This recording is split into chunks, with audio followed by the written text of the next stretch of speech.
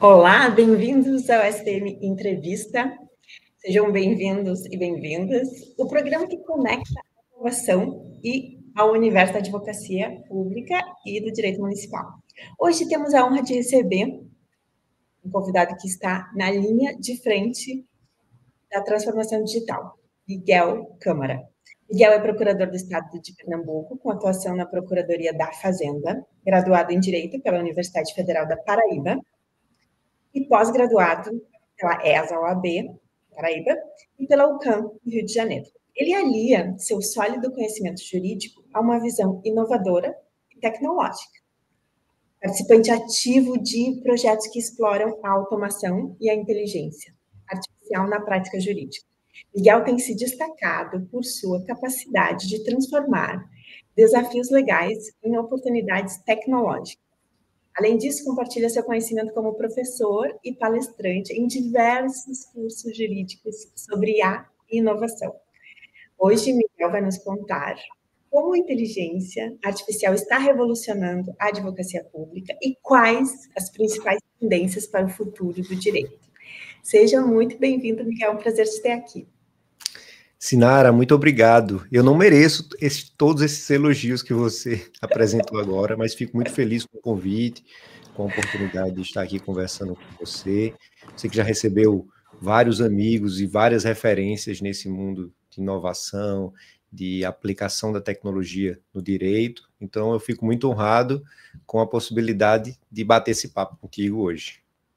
Que bom, a honra é toda nossa te receber aqui na Escola Superior de Direito Municipal em Porto Alegre e esperamos te receber pessoalmente aqui quando possível. Mas enquanto isso, a gente quer saber o que tu anda fazendo, como que tu está ensinando, tu tem o teu canal, tu é um grande difusor do conhecimento, da prática, do uso da IA na prática do direito. Então, conta um pouquinho o que tu tem feito.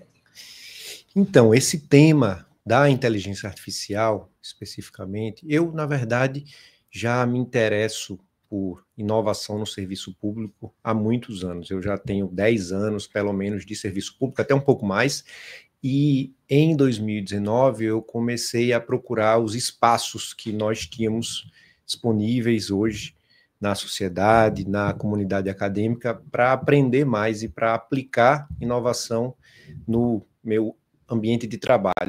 Em 2019, eu conheci o pessoal do InovaGov, mas logo depois veio a pandemia, e dentro desse contexto de pandemia também eu fui nomeado para o cargo de procurador do Estado de Pernambuco. Quando eu entrei na PGE, eu percebi que eu havia chegado em um ambiente de muito entusiasmo no uso da tecnologia dentro da advocacia pública. E isso me impulsionou para conhecer cada vez mais como eu poderia aplicar tecnologia, a inovação no meu dia a dia. E em 2021, portanto, eu passei a fazer cursos dentro da Escola de Governo do Estado de Pernambuco sobre inteligência artificial. Um desses professores hoje se tornou um grande amigo, que é o Álvaro Pinheiro, que foi responsável, inclusive, pelo desenvolvimento de várias automações dentro da PGE, e a partir daí eu comecei a estudar e a me interessar por inteligência artificial. Mas essas IAs tradicionais, que buscam fazer recomendações, classificações, como a gente vê em vários aplicativos e plataformas que já faziam parte da nossa vida. Quando a IA generativa explodiu, principalmente com a disponibilização do ChatGPT para o público externo, eu passei a utilizar já de imediato a plataforma, o chatbot da OpenAI, e vi um mundo de possibilidades. E com muito entusiasmo eu falava com os colegas de trabalho também sobre o que a gente poderia fazer com tudo aquilo. Eu via que alguns se interessavam, mas outros pensavam que era algo ainda muito distante da nossa realidade. E depois de um tempo, eu passei a ser requisitado pelos meus próprios pares, por outras procuradorias, por profissionais de outras carreiras também, para demonstrar como eu estava utilizando a inteligência artificial generativa no meu dia a dia e como eles poderiam utilizar também para ganhar produtividade, para reduzir o gasto de tempo em tarefas repetitivas. Então, a partir daí, eu me vi nessa aventura que é de percorrer o país, dando cursos, dando palestras, conhecendo novas pessoas, conhecendo a realidade da advocacia pública de outros estados, que é uma realidade super distinta em um país continental como o Brasil.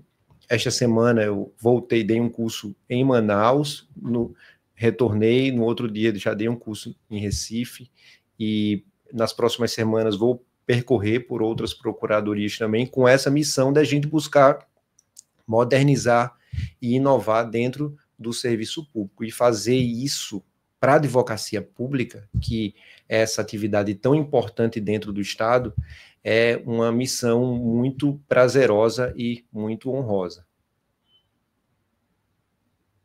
É exatamente isso que a gente sente quando a gente escuta uma aula tua, né? Tu já veio dar aula aqui na PGE do Rio Grande do Sul, de norte a sul, né? No Brasil. Exatamente. Miguel Câmara, de norte a sul. Quais as ferramentas que tu acha mais promissoras, que tu entende serem mais promissoras para nós, advogados públicos?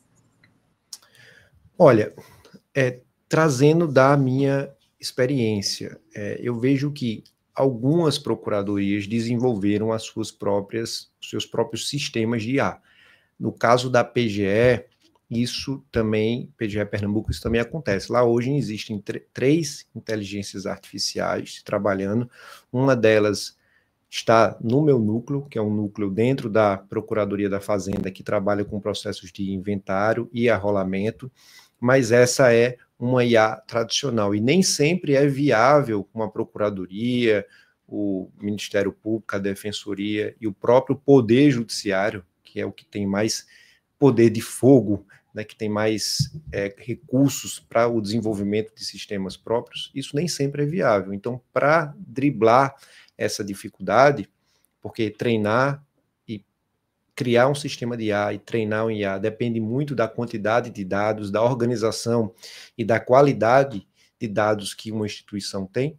Para superar essa barreira, a gente pode fazer uso das plataformas hoje que estão disponíveis no mercado, seja por meio da contratação de um órgão público com essas empresas, como a Microsoft, que faz a representação da OpenAI no Brasil, ou da Amazon, ou do Google, que disponibiliza o Gemini, ou da contratação via órgão público e empresa contratada, ou através da contratação direta mesmo, quando o órgão não disponibilizar uma plataforma. Hoje, eu acho que a gente pensa muito em IA generativa para a produção de texto, porque a escrita jurídica é a atividade principal de advogados, juízes, membros do Ministério Público e outros profissionais do direito. E aí a gente pode elencar o ChatGPT, que é uma ferramenta super versátil, que tem uma série de funcionalidades dentro dele que potencializam a escrita jurídica, e é muito interessante. Tem o Claude, que é desenvolvida pela Anthropic, uma empresa que tem a participação da Amazon, e hoje consegue até superar o ChatGPT na produção de textos em qualidade, principalmente com a disponibilização desse último modelo, o Sonnet 3.7, que é muito poderoso, mas peca na disponibilidade de outras ferramentas que o ChatGPT tem, por exemplo. E a gente também poderia elencar uma que eu gosto muito, que é o Notebook LM, que é bem interessante para você trabalhar com documentos longos, com ter processos judiciais, inclusive aqueles processos que foram digitalizados, e muitas vezes a máquina não consegue ler os documentos que estão lá dentro por não terem passado por um procedimento de OCR, e o Notebook LM, ele consegue muitas vezes extrair informações que outras não conseguem. E o mais interessante do Notebook LM é que ele faz a referência de onde exatamente ele tirou aquela informação do texto que você está estudando, do documento, do processo que você está analisando. Então, eu acho que esse é um ponto de partida interessante. Mas eu sou um entusiasta também do uso de ferramentas, de plataformas de inteligência artificial para melhorar a comunicação da entidade pública, da instituição com o cidadão. E aí a gente parte para ferramentas, por exemplo, de produção de imagem, produção de vídeo, produção de áudio, de criação de avatares. Por exemplo, estava acontecendo nesses dias o programa de conciliação, de refinanciamento de dívidas em diversos estados, e você poderia utilizar essas ferramentas de inteligência artificial, por exemplo, para criação de um avatar, para melhorar a comunicação com o contribuinte, buscando convencê-lo de aderir a um programa de negociação. As próprias IAs, né? Em Pernambuco, a IA que atua no meu núcleo se chama Lia, em homenagem a Lia de Itamaracá, que é uma música, uma artista local muito conhecida e referenciada. Então, os sistemas de IA, muitas vezes, eles ganham nomes e identidades próprias. Essas ferramentas de criação de imagem, criação de vídeo, podem ser utilizadas para dar vida a essas IAs e apresentar para a população essas novas soluções, né, para estar dentro de uma plataforma como o WhatsApp, por exemplo. Enfim, eu acho que existem possibilidades infinitas, um pouco mais fora da caixa também, que a gente pode utilizar a serviço da população, a serviço da entrega de resultados para o povo brasileiro, para as pessoas que mais precisam do serviço público próximo a elas.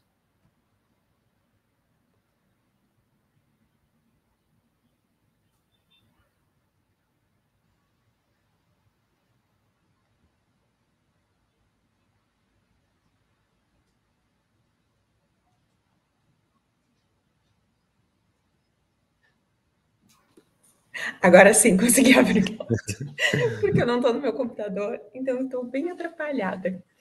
Não tem problema, não. Miguel, adorei essa tua ideia, nunca tinha escutado, escuto muita gente, mas é inédita essa tua ideia de usar a inteligência para comunicação, porque o nosso trabalho de advocacia também tem esse trabalho de informação, de sintetizar conhecimento, né, de gerenciar dados, conhecimento, informação, e eu tenho, às vezes, tem pessoas que dizem assim, mas eu não sei para que usar IA. E eu digo, tanta coisa. Por exemplo, eu coloquei aqui que eu ia fazer uma entrevista contigo e pedi, mostrando o teu currículo, que perguntas eu poderia fazer para ti. Eu achei bem interessante as perguntas que o sistema de inteligência artificial sugeriu que eu fizesse para ti. Então, eu vou fazer aqui. Perfeito, vamos lá. Não, e o primeiro tu já respondeu, né, que foi aquele, quais as ferramentas e soluções que você considera mais promissoras para otimizar o trabalho das procuradorias e garantir maior eficiência na gestão de processos judiciais e administrativos? Tu respondeste. E a segunda pergunta, IA na tomada de decisão. A inteligência artificial pode auxiliar na análise preditiva de decisões judiciais e no gerenciamento de grandes volumes de dados. Como você vê o papel da IA na construção de estratégias jurídicas mais assertivas e na tomada de decisões na advocacia pública?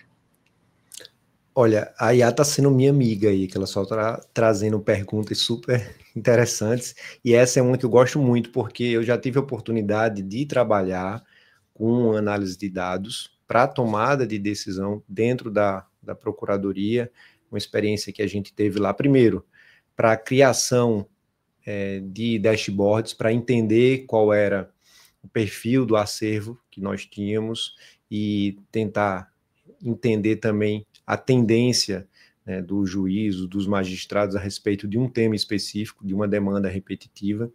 E recentemente nós fizemos uma outra experiência de análise de dados sobre um tema tributário que tinha relevância dentro da Procuradoria, utilizando linguagem R e o ChatGPT para encontrar padrões, encontrar, por exemplo, qual era a vara que tinha mais processos com decisões contrárias ao Estado naquele assunto, qual era o magistrado que estava mais decidindo a favor ou contra.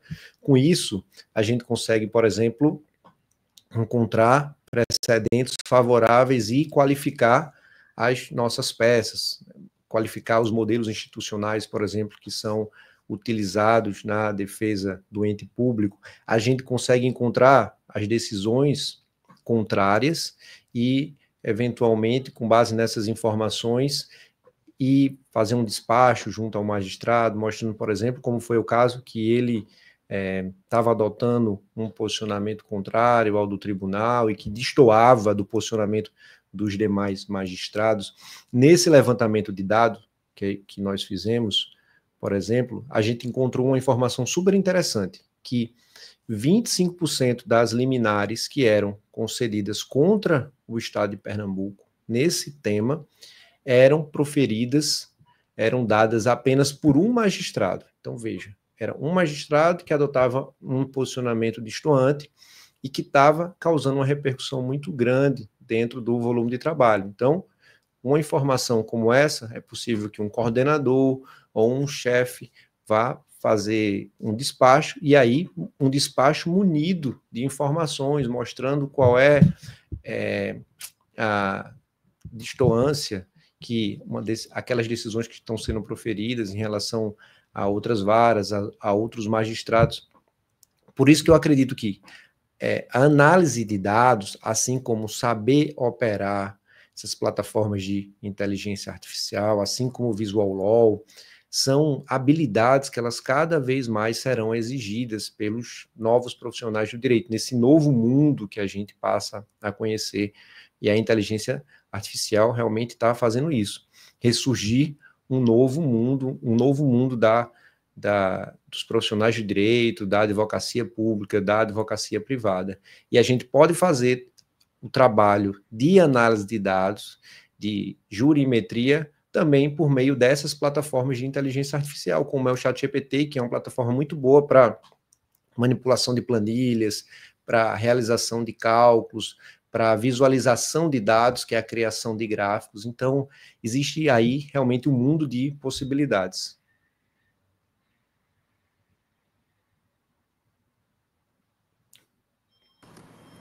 Agora tu ampliaste, né? Além da linguagem, ampliar a visão sobre a nossa estratégia de atuação. Então, vou para a terceira pergunta.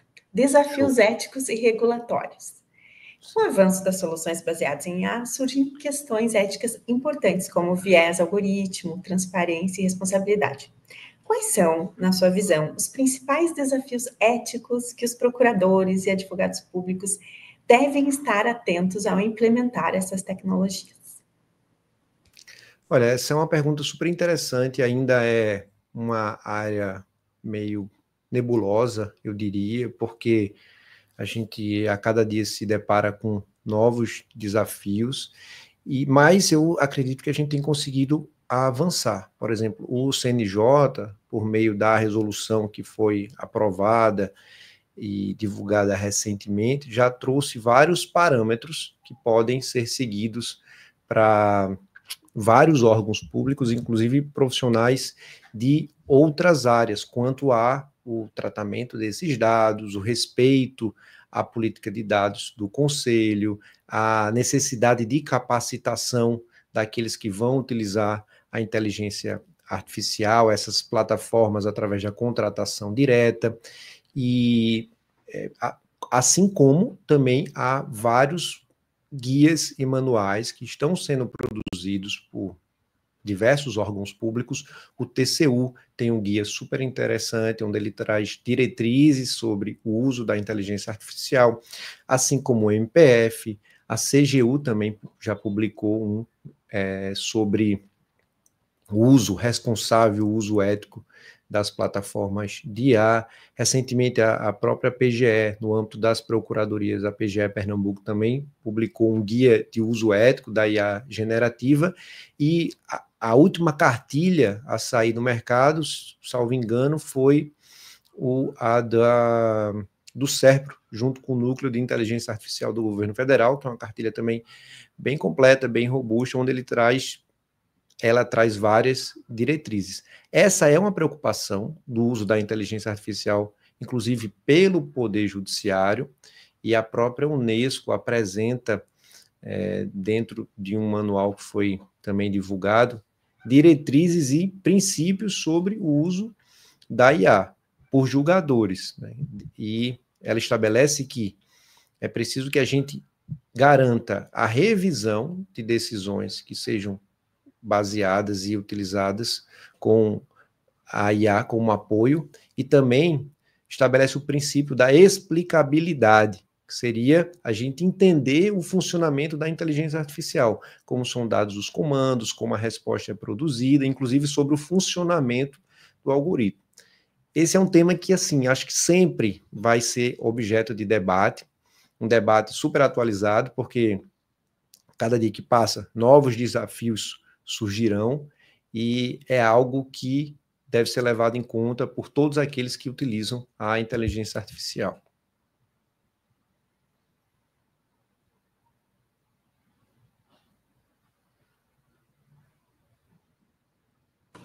Agora sim. Perfeito. Essa tua colocação responde muito bem a minha terceira pergunta. Mas vamos para a última, não, penúltima. Temos mais duas. Automação na recuperação fiscal. Considerando sua experiência na Procuradoria da Fazenda, como você avalia o impacto da automação e do uso da IA na recuperação de créditos fiscais e na cobrança da dívida ativa? Quais práticas inovadoras têm gerado melhores resultados?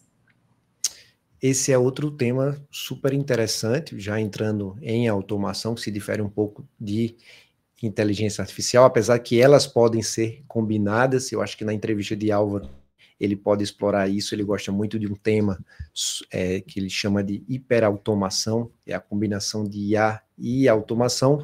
Mas sobre esse tema eu gosto de puxar a sardinha para o nosso lado da PGE Pernambuco, porque é uma procuradoria que desenvolveu muitas automações ao longo dos últimos anos. Hoje, eu acredito que esse número é de um tempo atrás. Nós tínhamos 56 RPAs, 56 automações para desempenhar tarefas específicas, e a maioria delas dentro da Procuradoria da Fazenda, ajudando tanto no contencioso quanto na execução fiscal, na cobrança de dívidas. Como assim, Miguel? É uma automação, por exemplo, para buscar uma certidão no site, no portal da Cefaz, para ver se aquele devedor está com uma regularidade fiscal ou irregularidade, se tem algum débito perante o Estado. É para, por exemplo, apresentar uma minuta de contestação numa tese repetitiva, numa petição que já foi institucionalizada, é para apresentar uma memória de cálculo para rebater os cálculos que foram apresentados pelo autor, pelo impugnante, e isso economiza muitas vezes 5 a 10 minutos, você ter que ir na página da internet, fazer o login no site da Fazenda, digitar aquelas informações para buscar uma certidão negativa, para ver um débito do contribuinte, e com essas automações, com essa integração ao nosso sistema, a gente consegue operacionalizar de maneira mais célere e entregar um resultado melhor para o Estado e, consequentemente, para o cidadão, porque a partir da cobrança dessas dívidas, a partir da cobrança desses débitos, é que a gente consegue receita para entregar os serviços públicos, que é o que a população quer.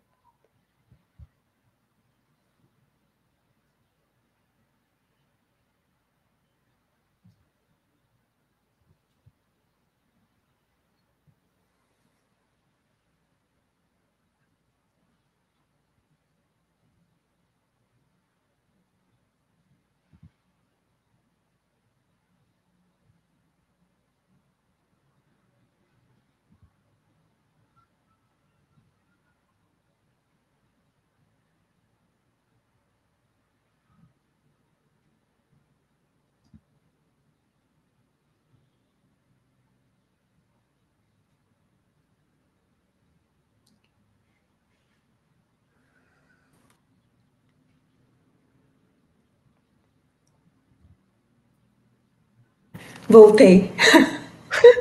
Tinha saído, Miguel. E eu estava falando e não tinha me dado conta que eu tinha saído.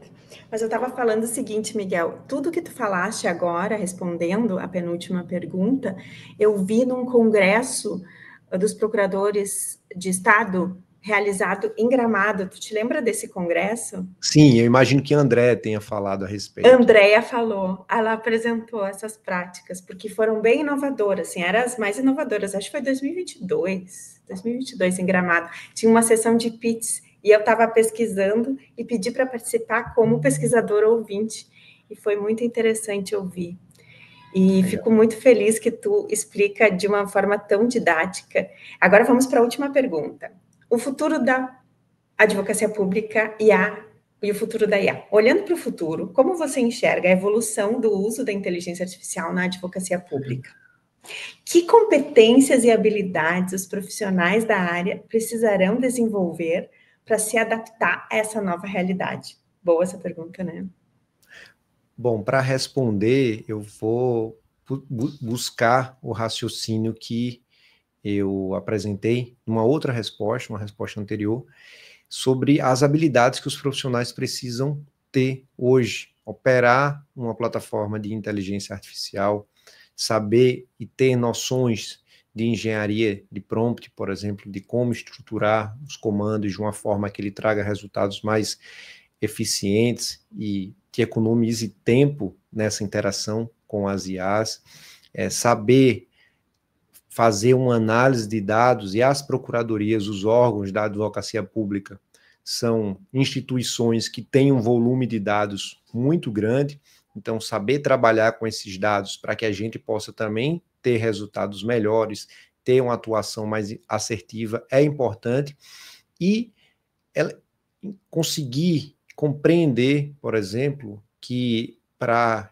que a gente consiga obter o convencimento de um magistrado, o convencimento, inclusive, da população, fazer uso de elementos de visual law, ter o raciocínio de legal design, também são importantes, porque às vezes a gente precisa realmente desenhar para mostrar o nosso ponto de vista, e com esse aumento da judicialização, com esse aumento no volume de processos, cada vez mais as pessoas têm menos tempo para trabalhar em cima de processos específicos. Então, a gente tem que sair um pouco fora da caixa, buscar inovar, e inovar também é apresentar o nosso ponto de vista e a nossa argumentação através de uma linguagem mais acessível, inclusive com elementos visuais. Então, essas são algumas das habilidades desse novo momento que a gente passa a viver. Eu acho que a explosão da inteligência artificial,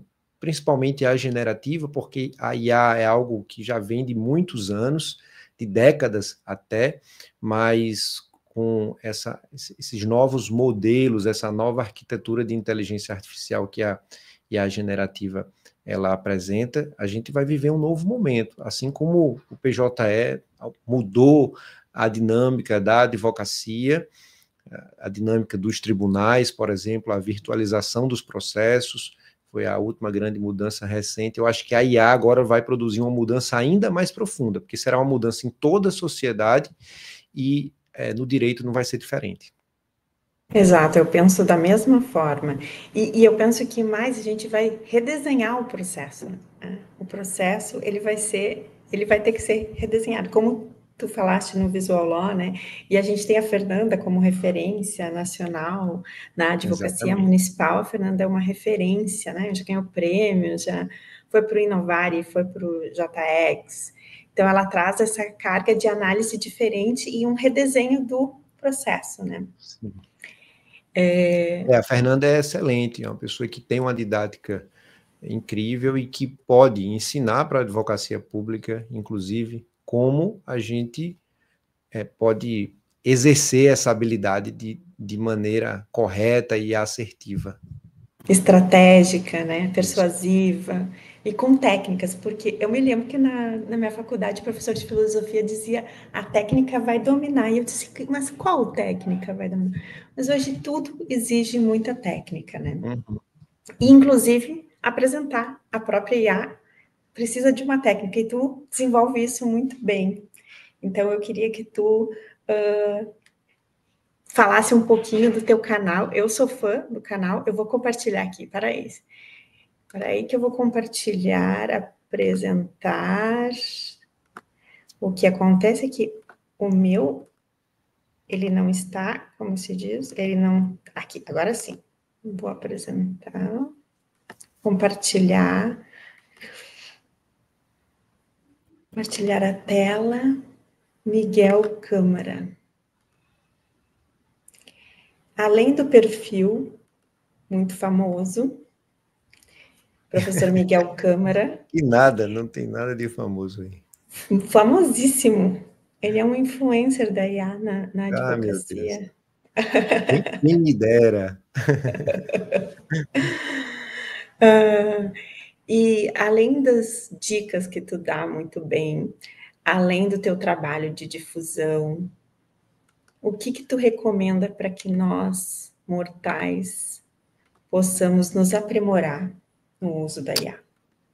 Sinara, já que você está mostrando esse perfil, que é um perfil profissional que eu compartilho um pouco do meu dia a dia, da experiência de cursos, palestras, de eventos, inclusive foi criada uma lista de transmissão, né, IA no Direito, onde quem tem interesse nessa temática pode entrar e ficar por dentro de notícias, de novidades que eu vou compartilhar. Eu costumo dizer para algumas pessoas que não é o canal, não é o espaço mais atualizado, porque a gente tem um volume de trabalho muito grande, às vezes a notícia passou 1, 2 dias, mas eu coloco lá, porque eu coloco o que eu acho pertinente e eu acho válido, e para as pessoas se atualizarem, já que hoje todo mundo tem pouco tempo, mas eu quero que esse seja pelo menos um espaço de compartilhamento de informações relevantes, né? Além do meu próprio dia a dia, das coisas que eu faço e por onde eu vou, que eu estou trabalhando. Mas tem no link aí, hoje, não sei se vai ter no futuro, quando outras pessoas verem essa entrevista no YouTube, mas tem aí um artigo que eu publiquei junto com um colega chamado Milton, um artigo do Conju, que a gente explora esse tema de segurança de dados, inteligência artificial generativa na administração pública, e levanta o problema de que hoje os órgãos públicos, a administração pública de uma maneira geral, de certa forma, está refém das grandes empresas de tecnologia, das big techs, porque elas estão oferecendo as plataformas de IA, essas plataformas, esses chatbots serão utilizados invariavelmente, queiram ou não, pelos servidores, pelos profissionais do direito, e existe uma preocupação sobre os dados que estão sendo fornecidos através dessa interação. Quando, por exemplo, um procurador do Estado, um procurador municipal, um advogado da União insere lá na caixa de texto dados sigilosos, informações, dados sensíveis, informações que são importantes do ponto de vista estratégico da instituição, e os órgãos públicos ficam nesse dilema. Ou eles contratam essas empresas de tecnologia para garantir uma maior proteção desses dados, ou eles não terão a certeza sobre o tratamento adequado a respeito desses dados. Porque as próprias empresas de tecnologia, por exemplo, como a OpenAI, ela, no primeiro momento, na sua documentação, diz que só há garantia de não utilização dos dados no treinamento dos próximos modelos nas contas Plus, Team, Enterprise, na verdade, nas contas Team, Enterprise. Na Plus, que é a grande maioria das contas, para quem assina e paga, isso não vem na documentação, apesar de hoje, dentro do ChatGPT, por exemplo, você ter como desativar esse compartilhamento de dados. Mas isso é uma liberalidade da empresa. A gente não sabe no futuro como ela vai se comportar. A partir do momento que ela enxergar a oportunidade e a necessidade, principalmente, de fazer uso desses dados, certamente ela irá fazer, como, por exemplo, o Grok, que é da xAI, que utiliza os twitters, né, dos usuários para treinar os seus modelos e entender como é a interação do usuário, como as pessoas conversam e interagem. E o Grok, esse último modelo que foi apresentado, o Grok 3, ele tem um desempenho interessante, muito por conta desse privilégio de poder acessar tantos dados de milhões de usuários. Então, esse é um artigo, um problema que é levantado, que quem tiver interesse na temática pode depois estudar, aprofundar. Eu também fico à disposição para a gente trocar uma ideia aí. E é super interessante a gente pensar inovação que vai além de inteligência artificial nesse mundo da advocacia pública. E como essa é a última pergunta, eu já te agradeço demais pelo convite, eu fico super honrado de ser um dos entrevistados, assim como várias referências para mim aqui foram, e eu me coloco à disposição da escola, de outros colegas, para a gente continuar trocando ideia a respeito desse tema. Muito obrigada, Miguel, foi um prazer te ouvir, foi uma alegria receber toda essa carga de informação que tu dá de forma tão didática, conversando, manso. Muito obrigada pelo tempo. Eu que agradeço. Tu nos presenteaste estando aqui no STM Entrevista. Eu entrevistei, então, uma das nossas referências na advocacia no uso de IA no direito, Miguel Câmara, obrigada. Volte para o Rio Grande do Sul assim que possível. Te esperamos aqui na escola e muito obrigada. Eu que agradeço, pretendo voltar sim, eu amo essa terra, tenho raízes aí, minha mãe gaúcha e se Deus quiser eu vou estar em breve aí junto do povo gaúcho. Então tá bom, ficamos muito felizes. Obrigada, Miguel. Um abração. Até. Tchau.